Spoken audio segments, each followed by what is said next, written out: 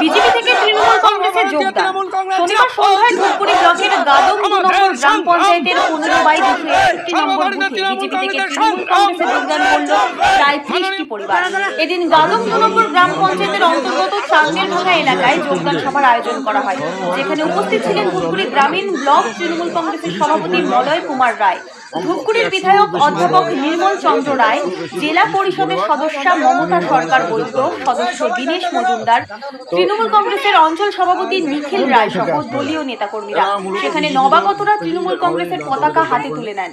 এদিকে ধূপগুড়ি ব্লকের গাদম 2 নম্বর গ্রাম পঞ্চায়েত এলাকা বিজেপির শক্ত ঘাঁটি এবং গ্রাম পঞ্চায়েতটিও বিজেপির দখলে রয়েছে।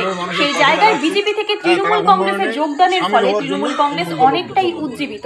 আগামী দিনে আরও যোগদান হবে বলেও তৃণমূল কংগ্রেস নেতৃত্ব যে বুথ থেকে আজকে বিজেপি ছেড়ে আমাদের তৃণমূল কংগ্রেসে যারা এলেন, তারা অনেকদিন থেকেই এখানে তারা বিজেপি করছেন, বিজেপিকে তারা বারংবার ভোটে জিতিয়েছেন, কিন্তু তাদের এখানকার যে চাহিদা, এখানকার এই বুথের যে উন্নয়ন, সেটা কিন্তু বিজেপিরা ঘটাতে পারেননি। ফলে আজকে দীর্ঘদিন পরে তারা মনে করেছেন, তারা একেবারে আত্মবিশ্বাস তারা ফিরে পেয়েছেন যে না, আমরা যদি তৃণমূল কংগ্রেসে যোগদান করি তাহলে আমাদের উন্নয়নটা ঘটবে।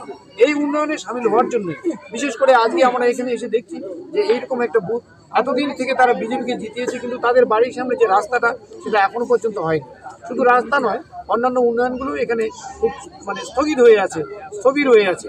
আজকে সেই জন্যই তারা আজকে মমতা বন্দ্যোপাধ্যায় আমাদের দিদি যেভাবে সারা রাজ্যে উন্নয়ন ঘটাচ্ছে, সেই উন্নয়নের তারা অংশ হওয়ার জন্যই, সেই উন্নয়নটা যাতে তাদের গ্রামেও এখানে ঘটে, সেটার জন্যই তারা আজকে আমাদের তৃণমূল কংগ্রেসে যোগদান করলেন। আজকেই তারা আমাদের, আমি তখনও বলছিলাম যে তাদের সাথে আমাদের একটা আন্তরিক আত্মীয়তা গড়ে উঠলো এই যোগদানের পদ্ধতি। আচ্ছা, তাদের একটা প্রশ্ন আছে যে এই রাস্তাটা তারা কতদিনের মধ্যে পাবে আর কি, এরকম না, আমি সেই সুনির্দিষ্ট বলতে পারবো না, কিন্তু একটা ওরা যে ডিমান্ড ছিল যে বর্ষার আগেই যাতে রাস্তাটা হয়। তো আমার আত্মবিশ্বাস আছে, আমি যেভাবে কাজটা করে যাচ্ছি ধূপগুড়ির জন্য এবং এনডিটিভির তরফ থেকে, সেটা আমার মনে হয় বেশি দিন লাগবে না, বর্ষার আগেই হয়তো রাস্তাটা এটা হয়ে যাবে এবং সেদিন আমরাও আসবো সবাই মিলে, যেদিন রাস্তাটা শিলান্যাস হবে। ঠিক আছে। হ্যাঁ, আমরা বিজেপি সাথে। তো আপনাদের কি দাবি ছিল মূলত? আমাদের দাবি একটাই, আমাদের রাস্তা লাগবে। আচ্ছা, আপনাদের কোন এলাকা এটা? আমাদের 15/261 পূর্ব শালবাড়ি। পূর্ব শালবাড়ি, গাদং 2 অঞ্চলে। তো কি আশ্বাস পেলেন তাতে? আমাদের এমএলএ সাহেব এবং জেলা পরিষদ সাহেব যেভাবে বললেন, আমাদের রাস্তা বর্ষার আগেই হয়ে যাবে। আচ্ছা, তো আপনারা কতজন একসাথে যোগদান করলেন? 80 থেকে 90 জন হবে। আচ্ছা, এরপরে কি আপনারা আরও আপনাদের যে বিজেপি সংগঠন ছিল সেটাকে কি সেখান থেকে আরও লোক আসবে? হ্যাঁ, অবশ্যই আসবে। তো আপনারা আগামী দিনে কি আশ্বাস দিলেন তাদের?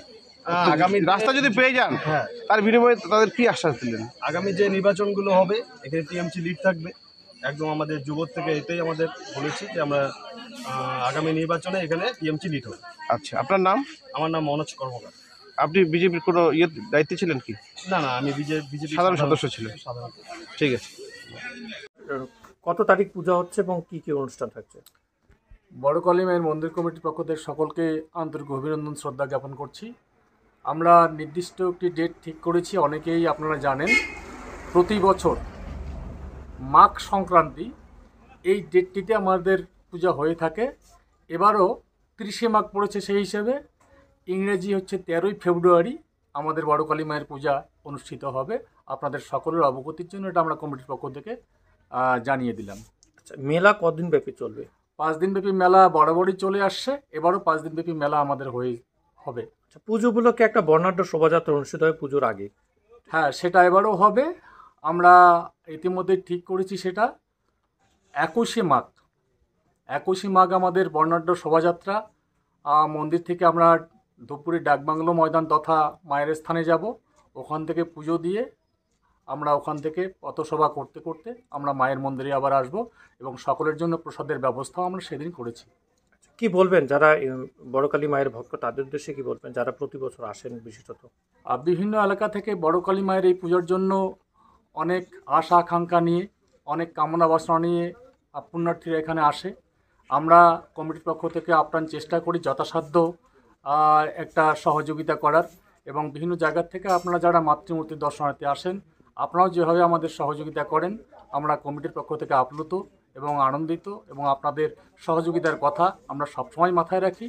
এবারও আপনারা সেভাবে আমাদের সহযোগিতার হাত বাড়িয়ে দেবেন, আমরা কমিটির পক্ষ থেকে এটা আশা রাখছি। আচ্ছা, আরেকটি বিষয় যেটা অনেকেই বলছে যে সামনে মাধ্যমিক পরীক্ষা চলাকালীন পুজোটা হবে বা মেলাটা হবে, সেক্ষেত্রে কি কোনো সমস্যা?